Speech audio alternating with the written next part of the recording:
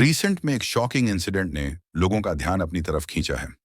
राजस्थान के जैसलमेर में underground water का ब्लास्ट। ये इंसिडेंट तब हुआ जब एक किसान अपनी जमीन पर एक प्राइवेट कंपनी से बोरवेल खुदवा रहा था और 850 फीट की गहराई में अचानक पानी की धार शुरू हो गई, जो फिर अगले 3 दिन तक थमने का नाम ही नहीं ले रही थी।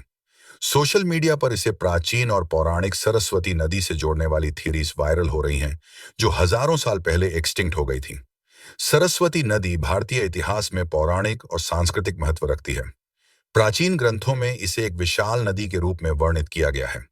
जियोलॉजिस्ट बताते हैं कि सरस्वती जैसी नदी कभी इस रीजन में बहा करती थी, लेकिन 4000 साल पहले टेक्टोनिक एक्टिविटी और क्लाइमेट चेंजेस के कारण ये पूरी तरह से गायब हो गई। आज हम इसी मिस्ट्री को सुलझाएंगे और जानेंगे क्या है जैसलमेर के अंडरग्राउंड पानी का एक्स्ट्रा टेरेस्ट्रियल कनेक्शन। तो आइए वीडियो को शुरू करते हैं। सबसे पहला सवाल बनता है कि आखिर धरती पर इतना पानी आया कहां से। लगभग 4.5 अरब साल पहले पृथ्वी की शुरुआत बहुत ही तूफानी थी। हम एक प्लेनेट से टकराए थे जो आकार में मंगल ग्रह के बराबर था। तब पृथ्वी इतनी गर्म थी कि इसका एटमॉस्फेयर पिघले हुए पत्थर और लावा से भरा हुआ था।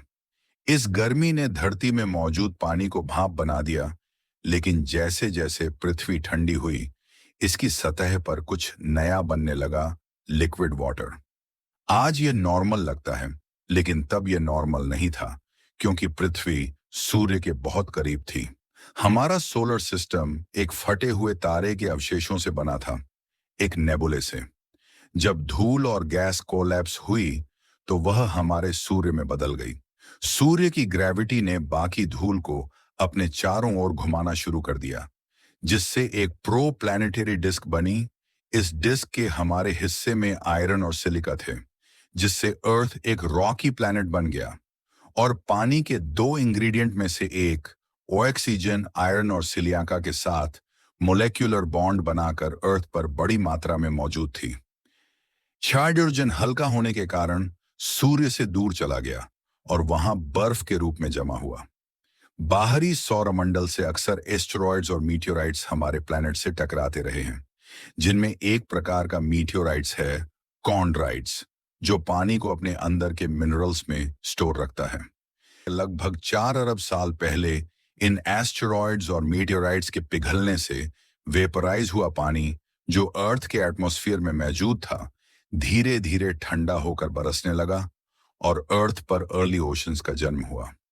अर्थ अभी भी बहुत गर्म थी, लेकिन क्योंकि उस समय अर्थ के एटमॉस्फेयर में कार्बन डाइऑक्साइड की मात्रा बहुत अधिक थी, जिसके कारण एटमॉस्फेरिक प्रेशर आज के मुकाबले बहुत ज्यादा था, और इसलिए 230 डिग्री सेल्सियस पर भी पानी लिक्विड स्टेट में बना रहा। समय के साथ अर्थ ठंडी हुई और हमें वो ओशंस मिले जिसे हम आज देखते हैं। पृथ्वी का पानी अंतरिक्ष धूल और ब्रह्मांडीय कणों का मिश्रण है, और अरबों वर्षों में इसने हमारे ग्रह पर जीवन संभव बनाने में मदद की है।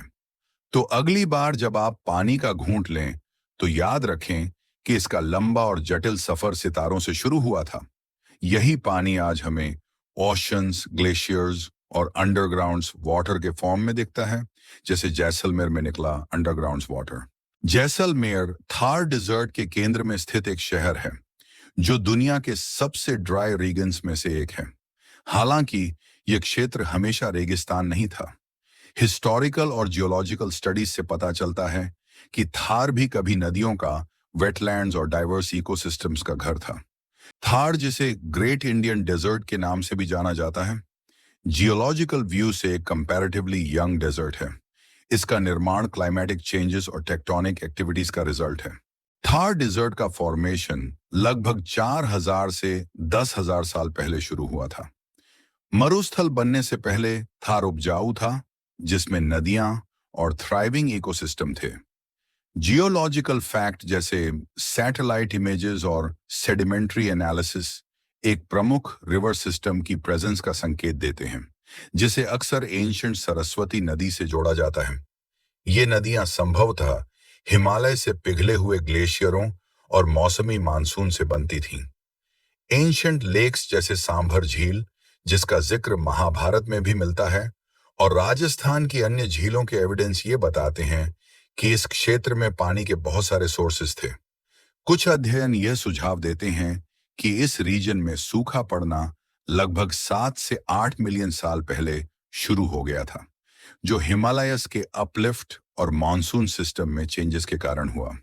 हिमालयस के अपलिफ्ट ने इंडियन मॉनसून पैटर्न्स को गहराई से प्रभावित किया। पहाड़ों के बढ़ने के कारण पहाड़ नमी युक्त वायु के प्रवाह में बाधा बने, जिससे आज के नॉर्थ वेस्ट भारत में बारिश कम होने लगी। यह प्रक्रिया धीरे धीरे इस क्षेत्र को सूखे में बदलती गई। लगभग 6,000 से 8,000 साल पहले इंडियन सब कॉन्टिनेंट में बड़ा क्लाइमेटिक शिफ्ट हुआ। इस दौरान यह रीजन पूरी तरह से वेटलैंड से ड्राई लैंड में बदल गया। इस ड्राई क्लाइमेट ने थार क्षेत्र में डिजर्टिफिकेशन की प्रोसेस को तेज कर दिया। इस दौरान इन नदियों और झीलों का फ्रेश वाटर जमीन के अंदर मौजूद एक्विफर्स में जमा हुआ होगा, जो इस इंसिडेंट में बाहर निकला हुआ हो सकता है। पर रीसेंट में जैसलमेर में सतह पर आया अंडरग्राउंड वाटर इससे भी लाखों साल पुराना है। जब इंडियन प्लेट उत्तर की ओर बढ़ रही थी, तब इसके और यूरेशियन प्लेट के बीच टेथिस ओशन था। 5 से 6 करोड़ वर्ष पहले इंडेन प्लेट यूरेशियन प्लेट से टकराई, जिससे टेथिस ओशन धीरे धीरे समाप्त हो गया। जैसलमेर से निकला अंडरग्राउंड वाटर इसी टेथिस ओशन के फॉसिल एक्वीफर का पानी है। पानी का खारा होना जियोलॉजिस्ट और साइंटिस्ट द्वारा किए गए अर्ली टेस्ट्स इस बात को प्रूव करते हैं। थार डिजर्ट के एक्वीफर से निकलने वाला पानी लाखों साल पुराना है और इसका सरस्वती नदी से कोई सीधा संबंध नहीं है। जैसलमेर के जल विस्फोट को सरस्वती नदी से जोड़ने का वायरल आकर्षण हमारे अतीत से जुड़ने की मानवीय प्रवृत्ति को दर्शाता है। हालांकि सरस्वती नदी एक महत्वपूर्ण सांस्कृतिक प्रतीक है, लेकिन हर अंडरग्राउंड वाटर इवेंट को इससे जोड़ना हाइड्रोलॉजिकल साइंस की वैज्ञानिक समझ से ध्यान भटकाता है। ऐसे इवेंट्स को क्यूरियोसिटी के साथ देखना आवश्यक है, पर जियोलॉजिकल और हाइड्रोलॉजिकल एविडेंस पर भरोसा करना चाहिए। यह घटना पृथ्वी के जल के अद्भुत इतिहास और इस सीमित संसाधन को संरक्षित करने की आवश्यकता की याद दिलाती है। साइंस, स्पेस और यूनिवर्स के अद्भुत फैक्ट्स को जानने के लिए हमारे चैनल को सब्सक्राइब करें। वीडियो पसंद आया हो तो इसे लाइक करें और अपने दोस्तों और परिवार के साथ शेयर करें। आपसे फिर मुलाकात होगी कुछ नए और अनोखे फैक्ट्स के साथ आपके चैनल एस्ट्रल ज्ञान के अगले वीडियो में। धन्यवाद।